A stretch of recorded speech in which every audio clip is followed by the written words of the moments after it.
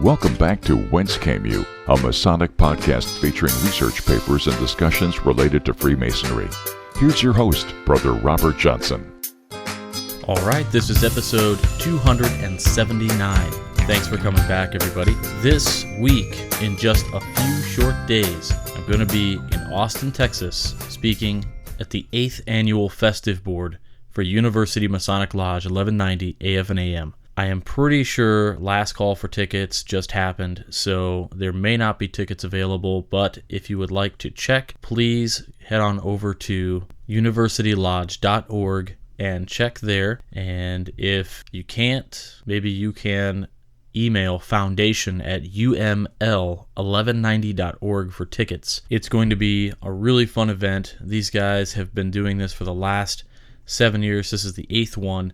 They've raised tons of money for the Austin Children's Shelter, the UT Elementary School, Anthropos Arts, and many other local children's charities. And this is all done through the University Masonic Charitable Foundation. The presentation I'll be doing will be on the Word, which is a subject I find fascinating. We will be talking not only about the legend of the hidden word and the tetragrammaton. We're going to talk about the science behind something like that. Is that even possible? And it's going to be a really good time. So if you already bought tickets, thank you so much for supporting these charities. I look forward to meeting you all there and sharing some really good fellowship. I will be there Thursday, and I will be going home on Saturday, so I will be in the area on Friday. I don't know what I'm doing just yet. We'll see what's going on.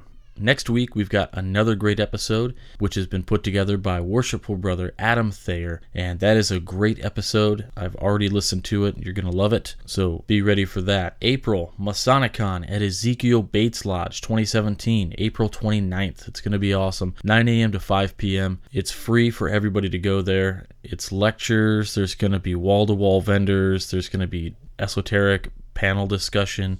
You can go to eb1870.org for more info, and as we get closer to that, we'll definitely talk more about it. One of the coolest new things that just came out, and I wanted to mention, Brother Levi Banker initially came to the show and asked, what can I do to support the show? And we worked together to create Solomon's Reserve beard oil. This was a really cool product, and we called it Solomon's Reserve. We made sure that it was essentially made with the same kind of things that would have been available to King Solomon himself had he been using a beard oil, and we chose a very traditional scents, and Brother Levi was instrumental in putting this all together. Even the artwork on the bottle is done by another brother. So if you've got King Solomon's Reserve beard oil, great. Half of the proceeds of that product actually go back to the show, and it's really cool. So we really appreciate that. But one of the things some guys wanted was a beard balm. And so Brother Levi heard you loud and clear, and he created it. So just like the beard oil, King Solomon's Reserve beard balm is another rich blend of black fig and honey scents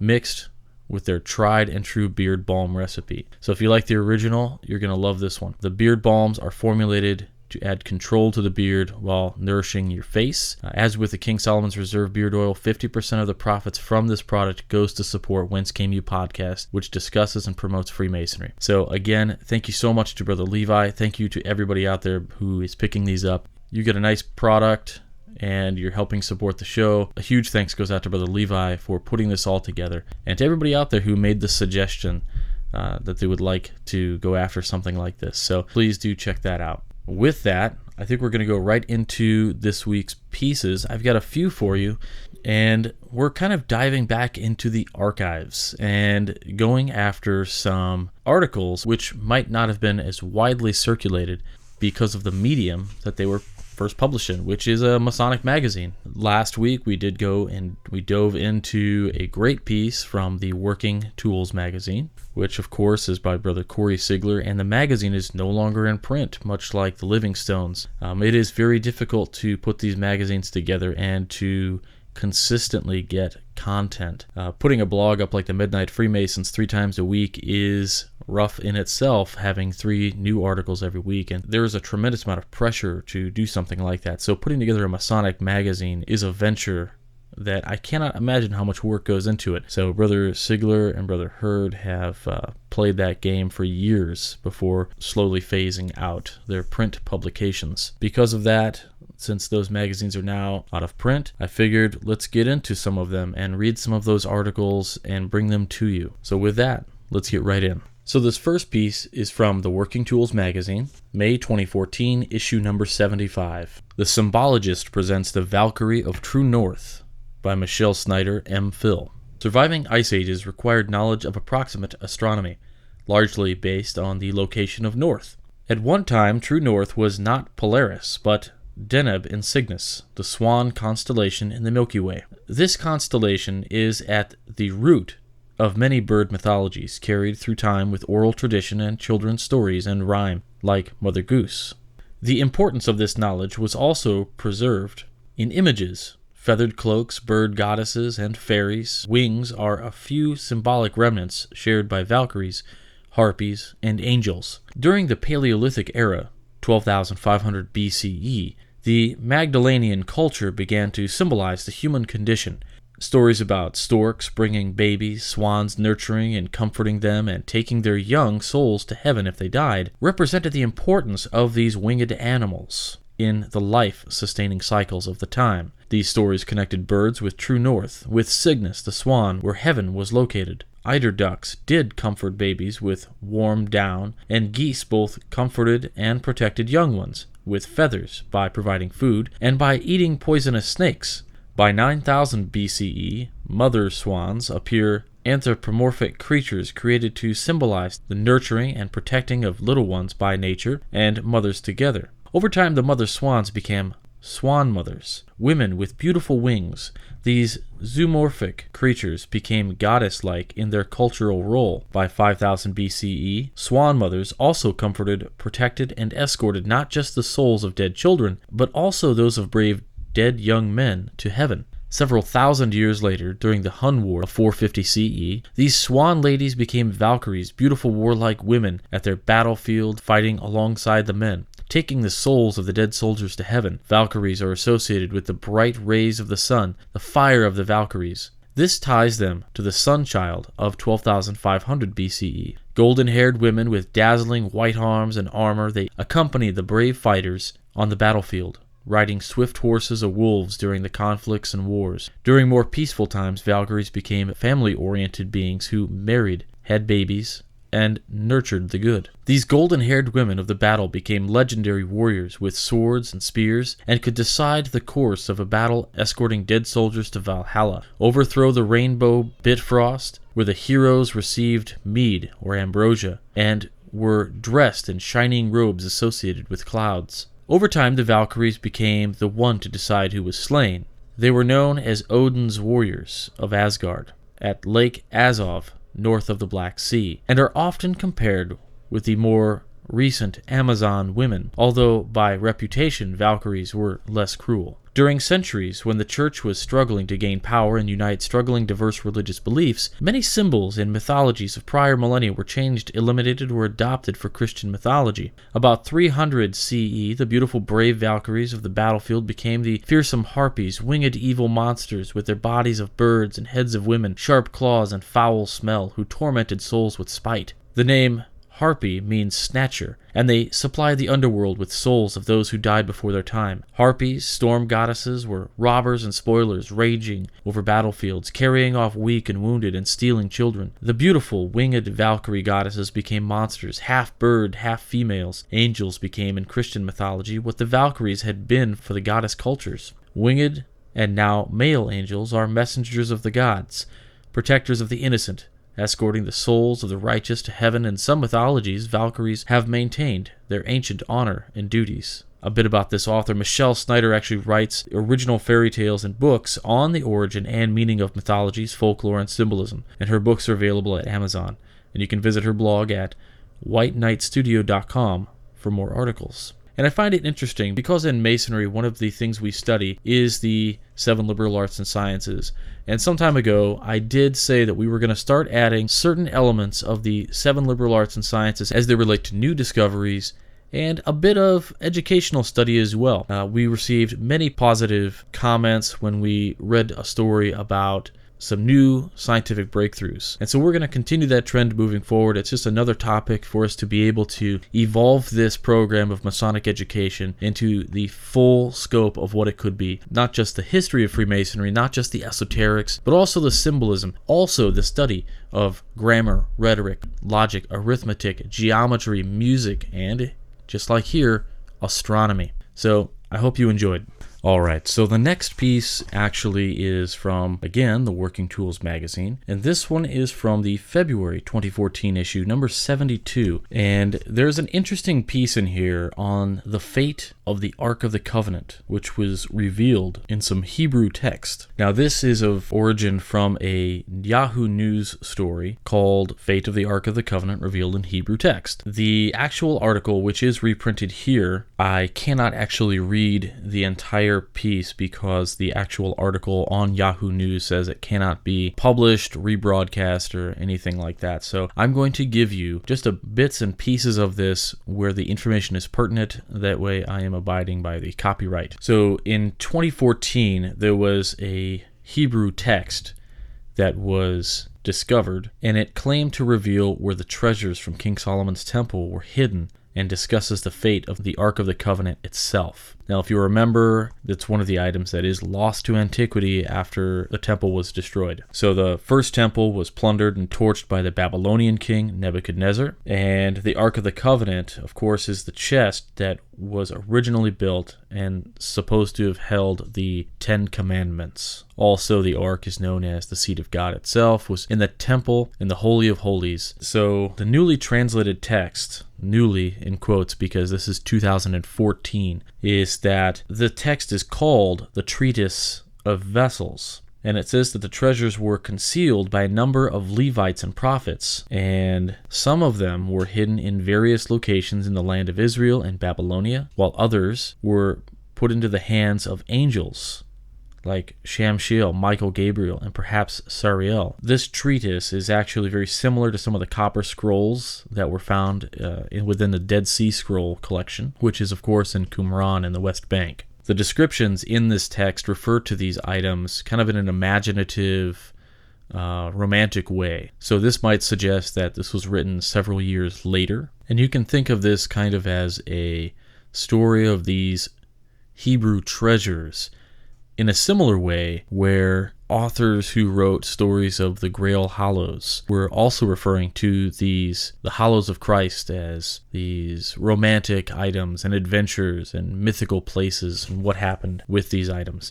So it's very much most likely a work of fiction. And what's kind of interesting is that this Treatise of Vessels is something that you can find copies of online. There are some decent translations. And again, the fate of these objects was that they were redistributed among Israel and Babylonia, and even given to angels. What is interesting is the ongoing story is that discoveries relating to this article are continuing to be made. In the mid-20th century, a copy of the treatise with some variations was discovered and recorded in Beirut, Lebanon, at the end of a series of inscribed plates that record the book of Ezekiel. These plates are now at the Yad Ben Zvi Institute in Israel. Although the plates containing the treatise itself are now missing, recent research has revealed, however, that these plates were created in Syria at the turn of the 20th century, about 100 years ago, suggesting that the treatise was being told in an elaborate way up until relatively modern times. It does say that the structure of the story that this describes is rather confusing. Prologue states that Shemur, the Levite, who doesn't appear to be a biblical figure, and his companions hid treasures, but later on in the text mentions the treasures being in the keeping of or hidden by Shamshiel and other angels. Again, very interesting. It is really like the Hebrew version of the legend of the Grail, right? It's this romanticized story about what happened to these treasures. Pretty interesting. So for more information on this, I would recommend reading the entire article, which I'm going to read the web address, I apologize, is http://news.yahoo.com/fate-ark Covenant-Revealed-Hebrew-text-122635990.html. And I'll put that as a link in the show notes so you can go back and read this entire story, because it is pretty fascinating, and I just don't want to break the copyright law because it is right there bold at the bottom. So thanks very much for checking that out. Next, let's go into this week's great segment, the Masonic Minute, with illustrious brother Stephen L. Harrison. I have a confession to make. I once killed a member of my lodge. It's true. It's absolutely true. I didn't do it on purpose. It just happened. It was the year I was senior warden. I was very active that year. I was preparing for my year as master. I was involved in everything the lodge had going, and in addition, I was working with the secretary developing a membership management system. It tracked the standard things you might expect: initiation dates, demographics, Masonic offices held, birth date, and the like. When the secretary requested a new feature, I'd add it and test it out in a database that was a duplicate of the live information he used. On occasion, I would refresh the test data I had from the live system the secretary had, so the information I had was nearly as complete as his. In fact, on one occasion, the secretary called to say his computer had crashed and he hadn't been making backups, so we used my data to recover. Each year for Christmas, my lodge delivers flowers to the widows of our former members. So that year, we had the secretary use the system to print a list of the widows and their addresses. Then, several of us divided into teams to deliver the flowers using the list. The lodge master and I joined forces and together drove to a widow's house to make our first delivery. Neither of us had known the brother, but that didn't matter. We walked to the door, rang the bell, and the widow answered. We greeted her and were very sincere in wishing her season's greetings and our condolences for the loss of her husband. The poor woman looked a little surprised. She looked back into the living room and called out, "Bill, are you dead?" Bill came to the door. "Not the last time I checked," he said. Now it was our turn to be surprised. The master and I apologized for the clerical oversight and made a hasty retreat. It turns out, when I sent the secretary that test database to recover his lost data, I had been using Bill's name to test the method for marking brothers as having passed away. Prior to restoring the data, I did not resurrect him. You might blame me for this little oversight, but I prefer to think of it as a computer error. By the way, we let Bill's wife keep the flowers. For the Whence Came You podcast, this is Steve Harrison with the Masonic Minute. All right.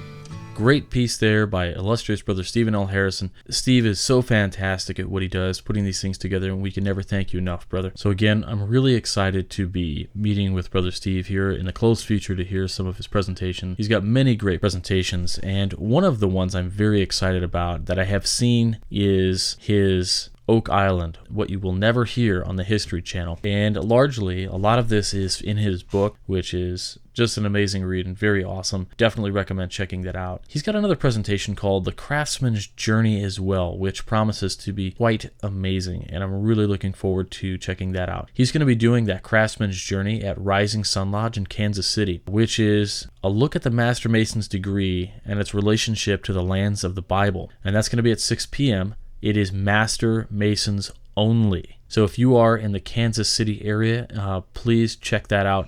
He'll be at Rising Sun Lodge, again, 6 p.m., Master Masons only, February 4th. And he's doing this, The Craftsman's Journey. It's going to be awesome. Please check it out.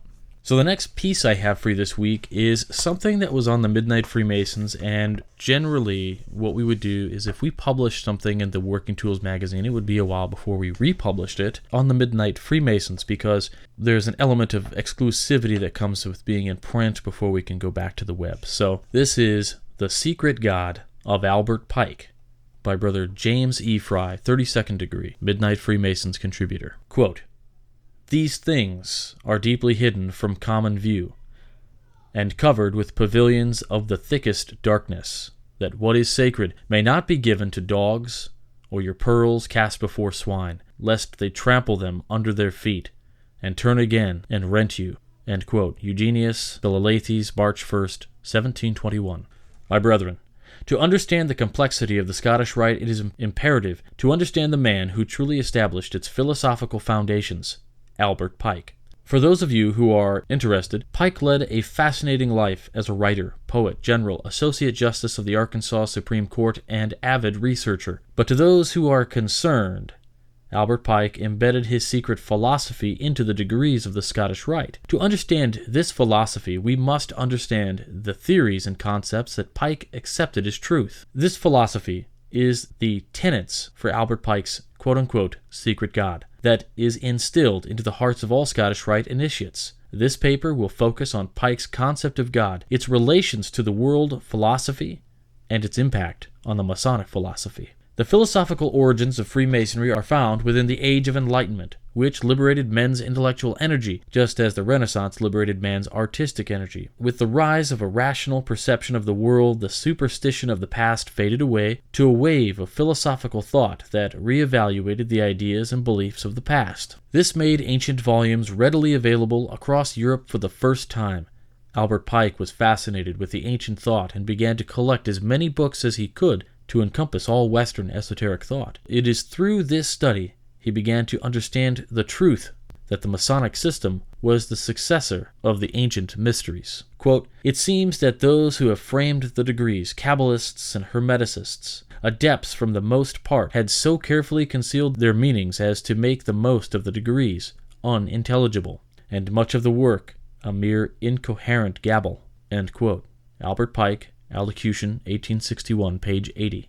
This research leads Pike to explore the definition of God, thus establishing Pike's major belief, which is known as his unity concept, a fundamental belief that a unity exists in the belief systems of primitive man. This unity is described as the first religion of pure monotheism that has taken different cultural forms into ancient religions that saw nature as proof of God's existence. This concept is the basis for Pike's work, Morals and Dogma, which outlines its manifestation within the Scottish Rite. Pike believed that all ancient religions saw their gods as manifestations of the one true God, which is shown in ancient cultures as defined as the all-encompassing deity that transcends all idolatry and even man's ability of expression. But as man sought to identify with deity, they created lesser gods to represent cultural beliefs and virtues. Quote, "The universal, eternal, immutable religion such as God planted it in the heart of the universal humanity. No creed has ever been long-lived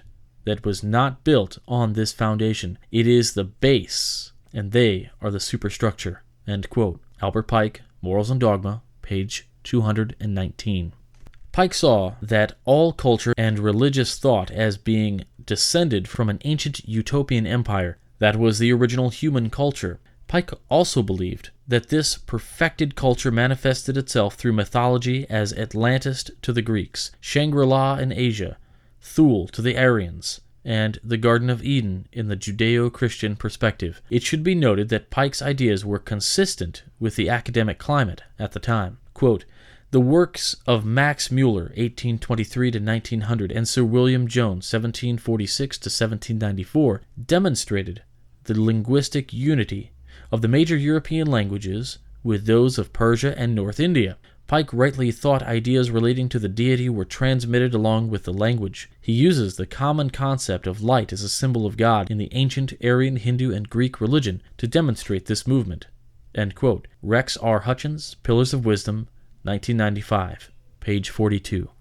Pike saw language the most visible way to understand the evolution of cultural thought. and a direct correlation to a development of religious thought. As language developed, so did religious mythos and ritual that defined cultural values. As languages spread, so were the cultural values spread with it, as different groups of people integrated and interacted with each other through travel and trade. They shared cultural ideas and likewise borrowed from each other's mythology. Pike points out that the Hebrews borrowed heavily from Egyptian, Phoenician, and Chaldean thought and myth, as did many cultures borrow from each other's cultural values through interactions with each other.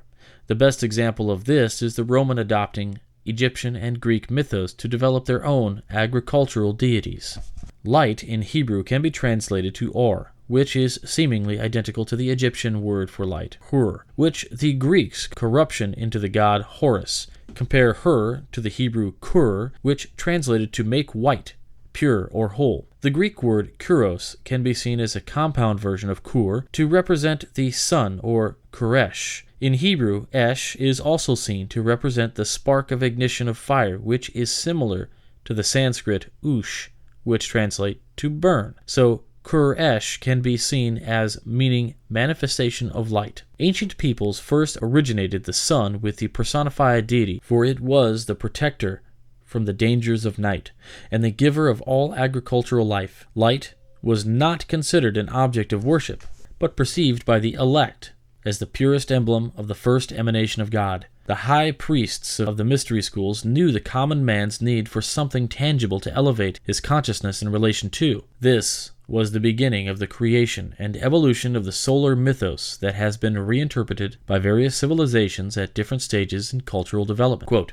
"Light became ancient man's first deity, a single ray which flashed into the dark, tumultuous bosom of chaos, caused man and all the universe to emerge from it. The poets imagined cosmogonies, such as the first dogma of Orpheus, Moses, and the theologians. Light was Ormuzd, adored by the Persians in darkness was Ahriman, origin of all evils. Light was the life of the universe, the friend of man, the substance of the gods and the souls." End quote.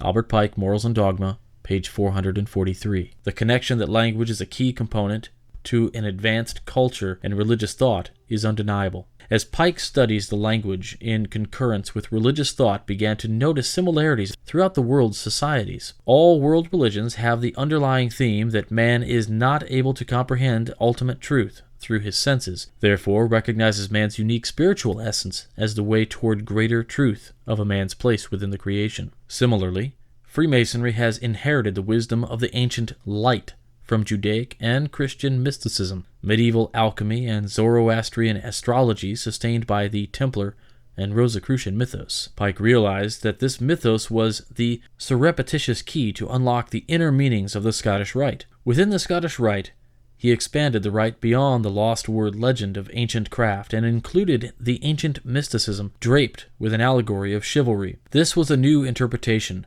Pike saw the first and pure religion. It was a universal belief in the infinite ability of God to emanate through cultural boundaries and unite all race and creed into a universal brotherhood. Pike's definition of deity was that of being an eternal creator in whose mind contains all creation. God was not the universe itself, but fills the universe and the souls of mankind as its soul. Its essence of truth and love manifests in all myth and is reflected in all religious belief. God is both the light and the darkness, for he is infinite in nature, but over time man lost the understanding of this unity with cultural barriers, thus losing the true faith. God is understood based on the individual's intellectual and moral development. Man lost this pure understanding of the nature of God, thus his moral development ceased, creating war, slavery, genocide, and exploitation of others. It was the purpose of Pike to veil this quote-unquote secret God with the confines of the Scottish Rite, to elevate the consciousness of the membership, to expand their concept of divinity to that of universal respect for all religions throughout. He understood that the symbolism of the Rite could portray the inexpressible nature of God to the individual perception. This would inevitably raise the consciousness of all mankind, influencing the arts and the ethos to enlighten the wider majority of cultural thought. This sets the Masonic legend as an active part of the redemption of humanity toward once again perceiving the true name of divinity, but only as so long as our traditions and teachings remain unspoiled and pure. Today, Masonry is in an odd state. Most of the membership has forgotten the true implications of the craft, and younger generations wonder why it is a tradition worth saving. Though a large part of society has evolved and liberalized to be accepting of all religious thought. But if not for the Masonic allegory, what holds secularism and religious fanaticism at bay? We as members should always hold true the purpose of the craft, to enlighten humanity into the spiritual temple of all humanity. For as long as Masons continue to build our edifice, we will continue to propagate the betterment of humanity. Again, this was by James E. Fry, 32nd Degree, and you can contact him at lightseeker87@hotmail.com. So there you have it. Really great piece there by Brother James E. Fry, and hopefully that gave you a little more insight into the all-encompassing world of theology and deity as written by Albert Pike. Before we close out the show this week, I would like to remind you to go on over to wcypodcast.com, click on Limited Edition Shop, and pick up a lapel pin or a set of cufflinks, perhaps a money clip or a tie bar. We have a few of those extras left. And just a reminder that every pin that you buy, all the money that's in this goes right back into Freemasonry, okay? So it supports this show. It allows us to buy new equipment for the show when we need to, and it's all about listener-supported education. If you're somebody who would like to just donate, you can, of course, just go to PayPal and set up a donation there, whether it's 50 cents or $1 or $5. You can give a one-time gift, or you can even set up recurring monthly donations, however you want to do it. But just understand that it is so appreciated, and we can't do it without you guys. We have a couple guys that continually donate every month to the show, and they are essentially fellow status of this, and they are the real producers of this program, and so are all of you who do contribute. We do have a tab on our website called Support the Show, where you can get over to buybankersbest.com.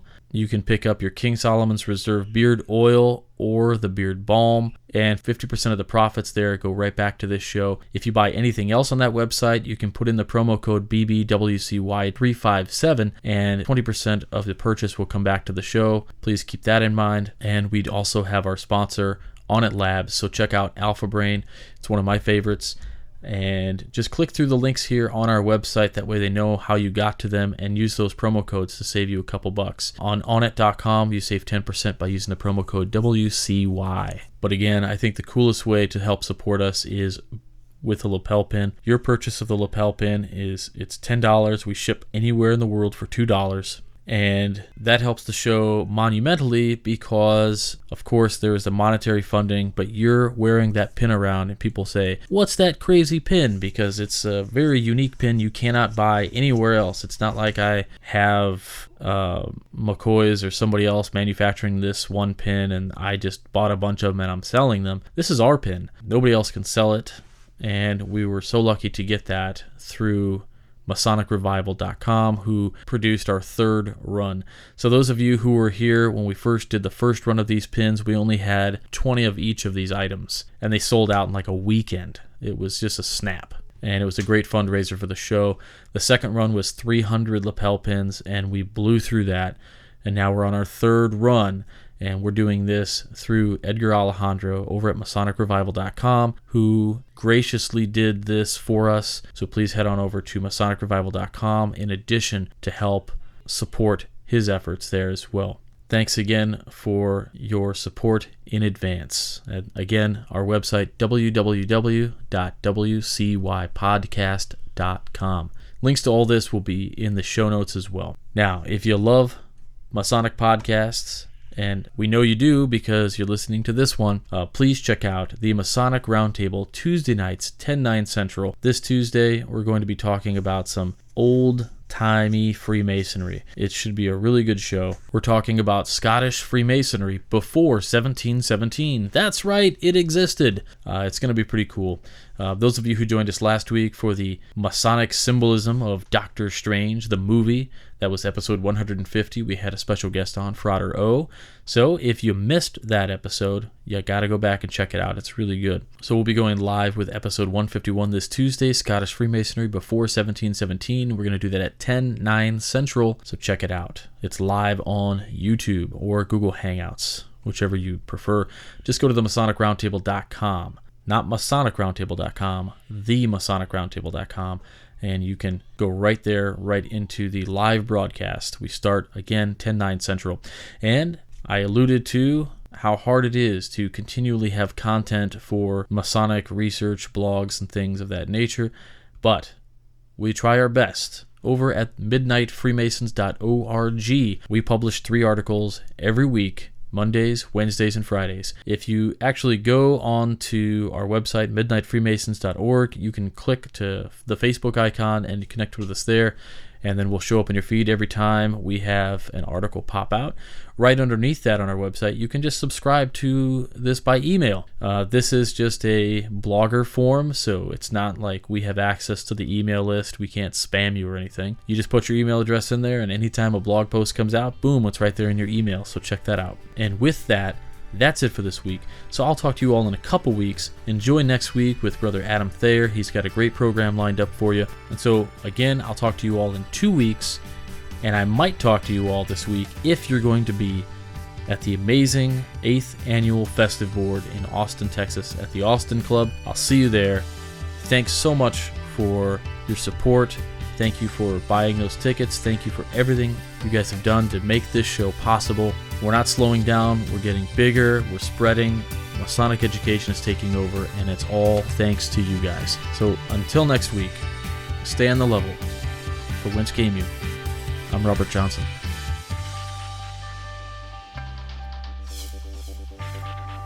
You've been listening to Whence Came You, a Masonic podcast featuring research papers and discussions related to Freemasonry with your host, Brother Robert Johnson. Be sure to join us for our next edition.